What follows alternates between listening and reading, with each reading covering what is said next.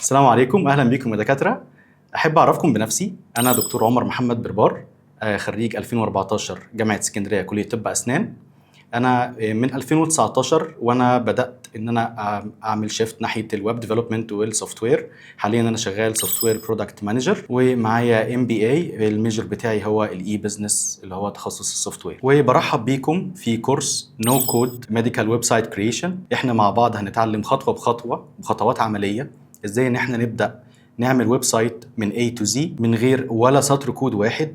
مش محتاج يبقى عندك اي خلفيه برمجيه او تكنيكال علشان تعرف تعمل اللي احنا هنعمله مع بعض خطوه بخطوه. الكورس ده هيمشي باننا هنعرف مع بعض الاول يعني ايه اصلا ويب سايت، من كلام بسيط خالص قشور تكنيكال. هنعرف الديفينيشنز بس علشان لما تشوفها بعينك تبقى عارف يعني ايه الحاجه دي من غير ما نتعمق فيها. هنعرف مع بعض ايه هي التولز اللي احنا هنستخدمها وايه هي الريكويرمنتس اللي احنا محتاجينها. هنعرف يعني ايه ووردبريس اللي هي التول اللي احنا هنستخدمها في بناء الويب سايت.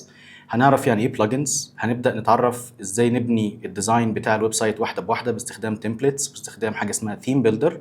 هنعرف كل ده مع بعض. بعد كده هنعرف ازاي ان احنا نستفيد من الويب سايت ده بان احنا نربطه بالميتا بيكسل اللي هي بتاعت فيسبوك والجوجل اناليتكس علشان تقدر تستفيد اكتر من الويب سايت اللي موجود معاك. خلينا نبدا.